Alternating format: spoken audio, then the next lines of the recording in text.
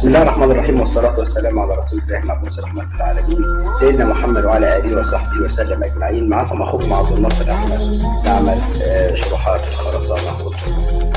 أتمنى أنكم تزورونا على اليوتيوب، بأنك أنت تكتب في محرك البحث في اليوتيوب أو في محرك البحث في جوجل تكتب أبو سلمى نعمل شروحات الخرسانة والتربة، وإن شاء الله هتنزل لك كل حاجة إحنا عملناها. وارجو من حضراتكم التعليق، ونتمنى من ربنا سبحانه وتعالى ان احنا بنعمل دوت ان شاء الله يكون رضاكم، واشكركم لمتابعتنا ان شاء الله. بسم الله الرحمن الرحيم. النهارده هتكلم على حاجه تبع التربه من الاختبارات المهمه بيها. احنا بقينا خلاص المنشأ كونتنت وعملنا اكتر من اختبار، وعملنا الاختبار بتاع الليكويد. النهارده هنتكلم برضه من خلال المواصفه الامريكيه اللي هي الاس تي ام 4318 اللي هي بتتكلم على اختبار البلاستيك ليميت. احنا قبل كده عملنا الليكويد ليميت، فالبلاستيك ليميت له علاقه بالليكويد ليميت.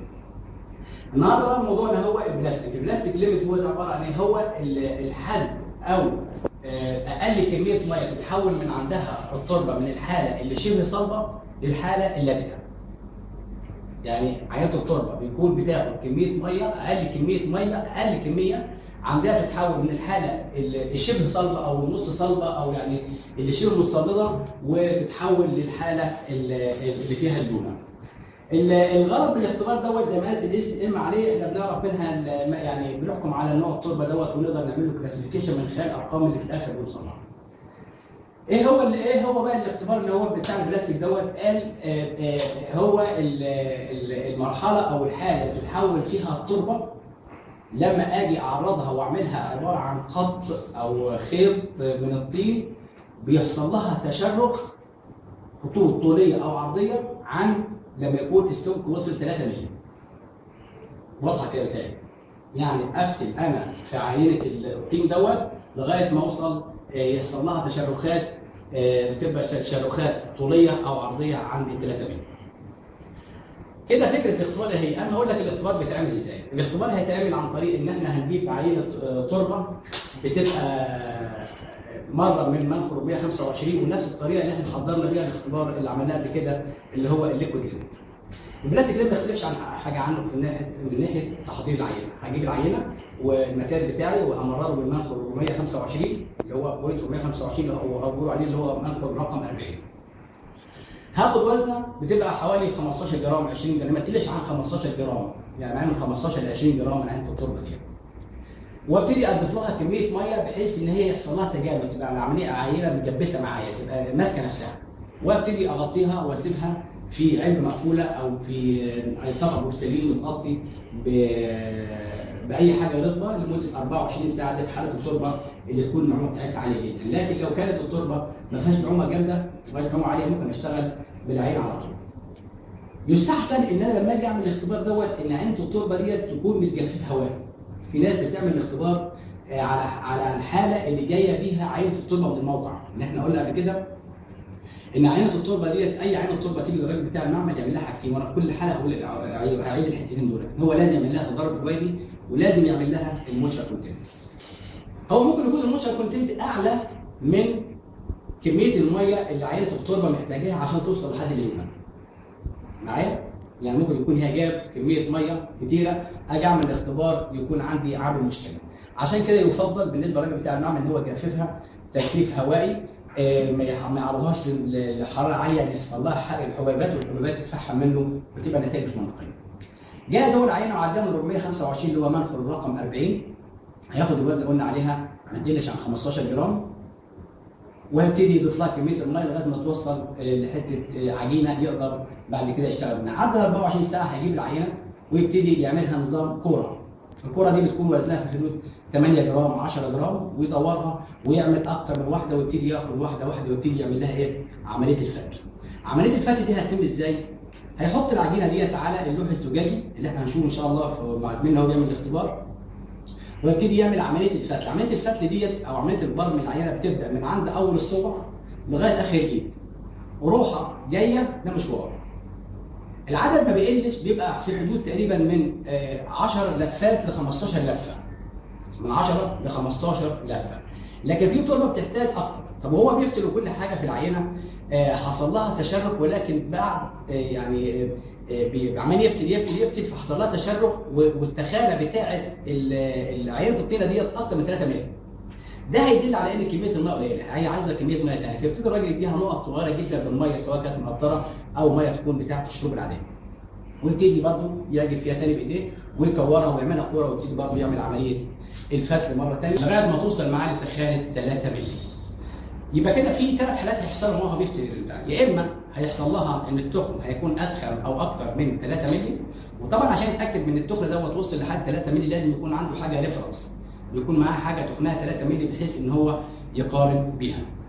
حاجه 3 مللي انا بشتغل عليها مثلا زي دي، التخن بتاعها 3 مللي، انا لما باجي اشتغل بخلي دي جنبي بحيث ان انا اشوفها ريفرنس واشوف التخانه بتاعه عينه المونه الطينه اللي انا بفتل فيها توصل للتخن.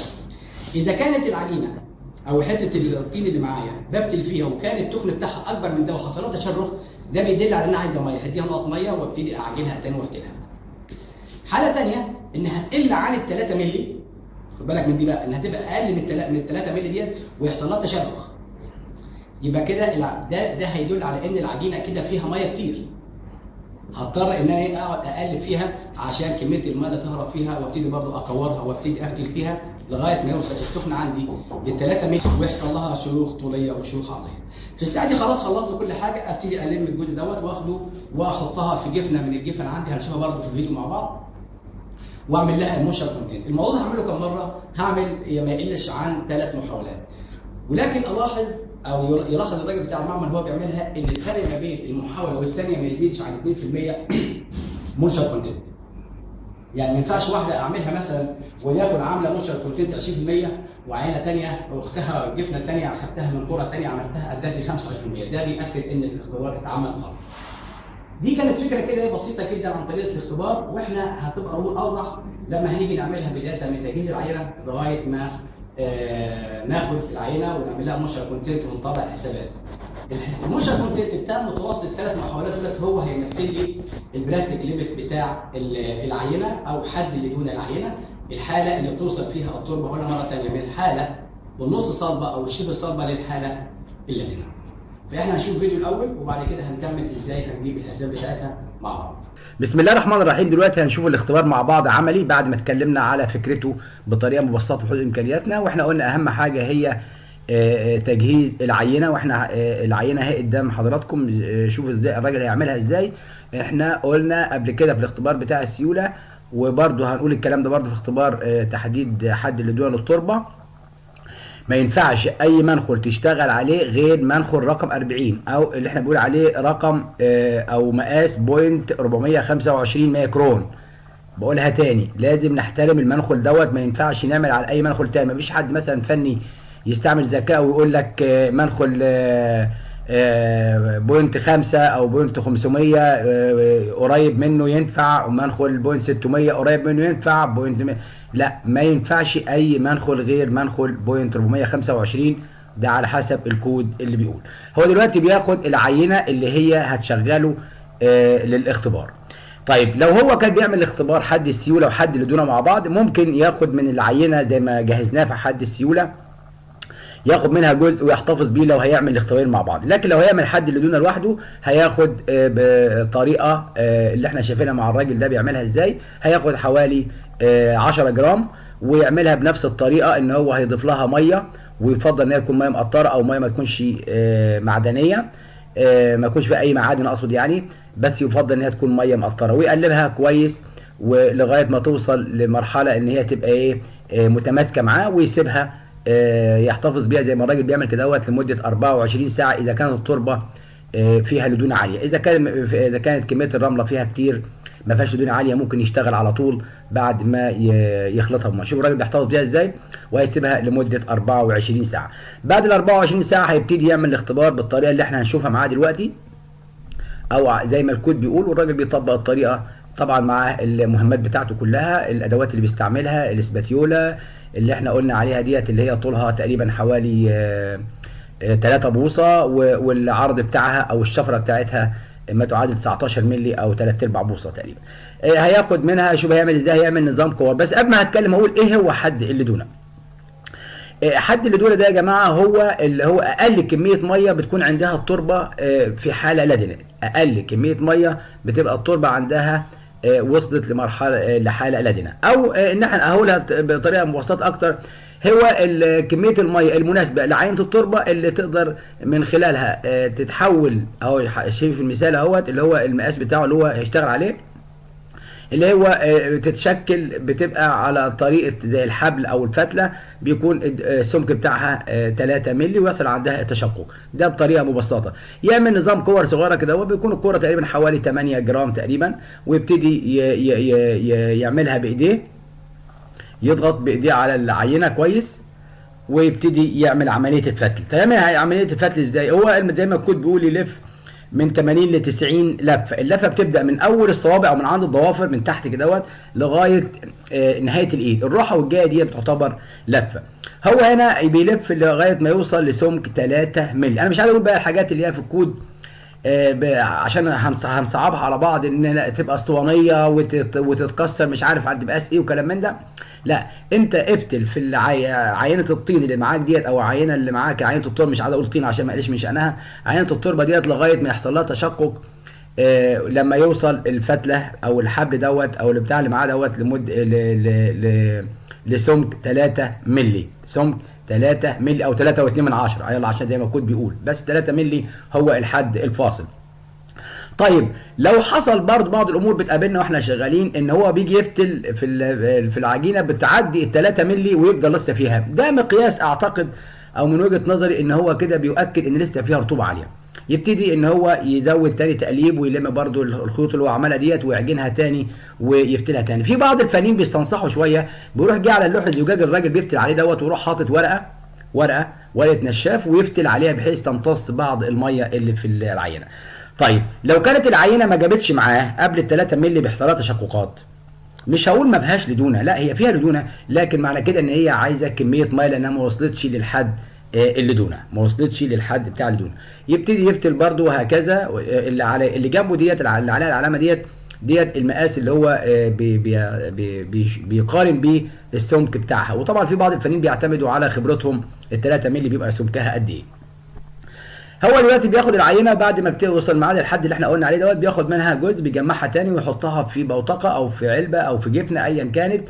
وطبعا لازم يكون وزنها ثابت الاول، لازم يكون وزنها معلوم وهي فاضيه، ويضيف فيها العينه اللي خدها ديت، ويبتدي ياخد وزن الاثنين مع بعض. وهو عنده معلوميه وزن الطبق نقدر نعرف هي جفت قد ايه، لان هو هيحطها في الفرن لمده 24 ساعه او لغايه ما الوزن يثبت. بس برضو باكد لما يجي يدخل العينه في الفرن لازم يكشف الغطا بتاع البوتقه، لازم يكشف الغطا بتاع البوتقه طول ما في الفرن. عندما يطلعها من الفرن بعد 24 ساعه او بعد ما يثبت الوزن يغطيها ويسيبها تبرد وياخد الوزن بتاعها، لان هو الميه كميه المونشر كونتنت او كميه الميه او محتوى الرطوبه اللي فيها دوت، ده اللي بياكد لنا ان دي كميه الميه المناسبه. هو بياخد عينات اكتر من عينه، بس ما يقلش عن 3 عينات بس، ويحاول يكون الفرق ما بينهم ما يقلش عن 0.5% من المحتوى الرطوبه. شوف حطها في الفرن، خد بالك بيكشف ازاي. دي برضو اللي انا باكد عليه، ان هو لو كتمها الميه اللي هتتبخر هتروح فين يا جماعه؟ لان الافران ديت بيبقى فيها مراوح لشفط الرطوبه. ويسيبها هيقفل الفرن اهوت ويسيبها لمده 24 ساعه. يجي بعد 24 ساعه هيطلع العينه، واحنا مع بعض ان شاء الله بعد ما نشوف المواصفه وكل حاجه هنحسبها ونطلع محتوى او حد اللي دون للتربه دوت هيبقى كام في المية. يطلع العينه ويوزنها، وهي الراجل مشكورا بعد ما يخلص هيدينا الاوزان. انا بحاول ابسط على قد ما اقدر يا جماعه، بحاول ابسط. على فكره الاختبار ده فعلا معمول عملي على عين التربه فعليه، مش ماكت احنا عاملينه مع بعض. طبعا هو مرقم العينات، سواء بيديها ارقام او يديها ليبل بحرف بحيث يعرفها. وخد بالك وبعد طلعها فين غطاها. بقول لزميلي الفني حاول ان انت تبقى دقيق، انت تتبع الطريقه لكن مالكش، انت مش ملزم بالنتائج اللي احنا بنطلعها. احنا زي ما اتعودنا كل مره في كل اختبار بنعمله برضو بنعيد الكلام ده. احنا بنجيب الورق او المصدر بتاعنا من الكلام اللي احنا بنقوله، واحنا بنتكلم من خلال المواصفه الامريكيه ال ASTM D 4318. وادي عنوان واضح اهوت، الليكويد ليميت اند بلاستيك ليميت. طبعا احنا عملنا الليكويد ليميت قبل كده على جزئين، ممكن حضراتكم ترجعوا له لو عايزين تعرفوه كويس. واحنا دلوقتي بنشتغل في اختبار البلاستيك ليميت، ادي عليه علامه اهوت. اند بلاستيس اندكس اوف سويل، ده ان شاء الله البلاستيس اندكس ان شاء الله هنعمله في حلقه تاني لوحده، لان احنا هنربط ما بين الليكويد ليميت والبلاستيك ليميت. شفنا احنا في دلوقتي شفنا زميلنا دلوقتي بيعمل الفيديو عملي، بيعمل الاختبار عملي دلوقتي، واحنا قلنا كل الفكره كلها ان احنا هنعتمد على المنشأ كونتنت او محتوى الميه اللي في عينه الطين او التربه اللي احنا عملنا الاختبار. احنا خدنا منه كل البيانات، وبرضه اتمنى انكم ترجعوا للاس تي ام اللي هي رقم 4318 اس تي ام دي 4318. هنكتبها ثاني برضه علشان يبقى فاكرين اسمها اس تي ام اس تي ام 4318 اللي هي هي دي المواصفه اللي احنا بنتكلم من خلالها. شفنا لما هو الراجل عمل المحاولات هطلع منها المنشأ كونتنت دلوقتي اللي هو طلعه، فطلع هو قلنا وزن، هيقول اول حاجه وزن العلبه فارغه. لو وزن العلبه بالعينه كانت عامله معاها اول محاوله كانت 37 جرام و67. الحاجه الثانيه اللي خدناها منه وزن العلبه زائد العينه جافه كانت عامله 362 و3. الحاجه الثالثه كانت وزن بقى كان طلع وزن الميه اللي هو الفرق بين وزن الميه حسبناه كان عامل 1 جرام و41%. الحاجه اللي بعد كده وزن العلبه فارغه. وزن العلبه فاضيه كانت 31 جرام .67. بعد كده الحاجه الاخيره اللي هي وزن العينه جافه بدون العلبه كانت عامله في اول محاوله 4 جرام 5.9. نحسب بقى اهم حاجه عندنا وهي محتوى الرطوبه. محتوى الرطوبه في اول محاوله كانت عامله 30.7%. دي كانت بالنسبه للعلبه اللي هو اشتغل بيها الاولى اللي هي العلبه دي. يبقى اول واحده كانت عامله محتوى رطوبه 30.7 اللي حسبناهم مع بعض. طبعا المنشأ كونتنت احنا عملناه في حلقه قبل كده، ممكن هنرجع له، هحط الرابط تحت يعني نرجع له ازاي المنشأ كونتنت بيحسب. دي المحاوله دي. بعد كده عمل محاوله ثانيه واستعمل فيها البوتقه اللي هي سي، كانت اوزانها ديت الثلاث محاولات اللي هو عملهم. لو احنا خدنا متوسطهم وحسبناهم مع بعض كان عامله 31.4%. اذا عينه التربه اللي احنا اشتغلنا بها ديت اللي هي 31.4% كانت هي الحد اللي بتتحول بيه التربه من الحاله الشبه صلبه او النص صلبه تتحول للحاله اللدى اللي طلعناها. طيب كده يعتبر الاختبار شبه خلص لو احنا طبقنا المعادلات ديت والحسابات دي على المنشأ كونتنت اللي احنا عملناها قبل كده. كده انا قدرت اوصل لكميه الميه اللي عندها التربه تتحول من الحاله الشبه صلبه او نص صلبه للحاله اللي فيها الماء. بالمره كده هنطبق حاجتين. احنا عشان الارقام ديت يبقى احنا لازم نحتفظ بثلاث ارقام عندنا هنحتاجهم في كل الحلقات اللي هنشتغل بيهم بعد كده. الحاجه اللي هنشتغل فيها في الحلقات بتاعتنا بعد كده هنحتاجها ضروري. اول حاجه محتوى الرطوبه. محتوى الرطوبه دوت اللي هي لما جت العينه من الموقع انا عملت لها رطوبه وكانت عامله لي 35.1%. يبقى العينه لما جت من الموقع اول مره قبل اعمل لها تخزين عملت لها منشأ كونتنت كان عامل 35.1، والرقم ده هيخش معايا في اختبارات كتير جدا ان شاء الله هنعملها. الحاجه الثانيه اللي لازم برضه اكون متذكرها لما انا عملت قبل كده حد السيوله للعينه كانت عامله لو افتكرنا لما احنا عملنا الكيرف ورسمناه في الحلقه اللي فاتت كان حد السيوله كان عامل 47%. 47% يعني 7% هي محتوى الميه اللي التربه بتتحول بيها من الحاله اللدنه للحاله السائله. ممكن نرجع للفيديو اللي عملناه قبل كده ونشوف احنا جبنا ده ازاي. الحاجه الثالثه اللي انا طلعتها وهي اللي هي طلعتها دلوقتي وهو حد اللدونه. حد اللدونه طلعته عن 31.4. الثلاث حاجات دولت هحتاجهم في شغل تاني كتير جدا وفي حلقات تانيه هحتاجها كتير جدا هبقى نرجع لها حسابات. فالارقام دي يا ريت نحتفظ بيها عشان في اي فيديو هنعمله هنضطر نرجع له تاني. فمش في كل مره هعيد باختبار تاني اول باخر. فدي كده الارقام دي لازم نحتفظ بيها. انا كده جبت حاجتين، حد السيوله وحد اللدونه والمنشأ كونتنت لما العينه جت من الموقع سواء كانت عينه من حفره او سواء كانت عينه جايه في اسطوانه اخدتها موشن كونتنت واحتفظت بيه وسجلته عندي في الداتا، فالداتا بتاعت العينه ديت هي 35 ورقه. بالمناسبه دي هطلع حاجتين مهمين جدا برضه بالمره وهنعملهم حلقات بعد كده. هجيب حاجه اسمها معامل السيوله، وهجيب معامل الليدونه. خلي بالك انا جايبين حد السيوله وحد الليدونه، لا انا عايز اجيب معامل السيوله وهجيب معامل الليدونه. معامل الليدونه ادي اول حاجه اهي. معامل الليدونه يساوي ايه؟ معامل الليدونه هو الفرق ما بين محتوى الميه في العينه في حاله السيوله ناقص محتوى الميه في العينه في حاله الليدونه. يعني هقول الليكويد ليميت ناقص البلاستيك ليميت هيديني معامل الليدونه. انا الليكويد ليميت عندي قبل كده كان كام؟ كان عندي 47 ناقص البلاستيك ليميت اللي احنا طبعناه دلوقتي اللي هو 31 و4، هنلاقيها بالزاويه نحاسبها هتعمل 15 و6. يبقى معامل الليدونه بالنسبه لنا التربه دي عامله 15 و6، وال 15 و6 هنتكلم بعد كده يعني ايه 15 و6 وهوصل ليه منها. هي دي معامل الليدونه. هجيب المره برضه بالمناسبه دي هجيب معامل السيوله اهو. معامل السيوله.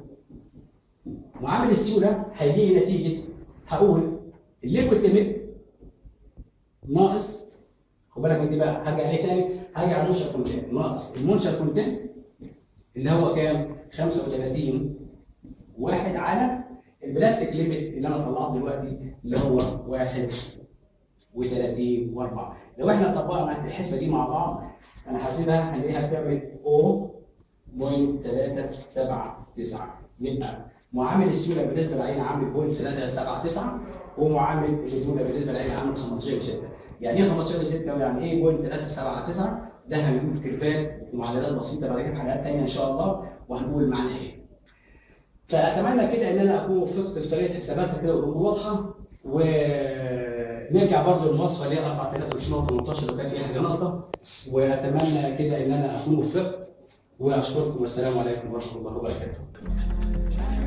واشكركم لحسن متابعتكم، وكان معكم اخوكم عبد الناصر احمد بربري لعمل شروحات الخرسانه والتربه، واتمنى ان اكون وفقت، وارجو منكم التعليق، وما تنسوش متابعتنا على اليوتيوب وعلى صفحتنا في الفيسبوك، والسلام عليكم ورحمه الله وبركاته.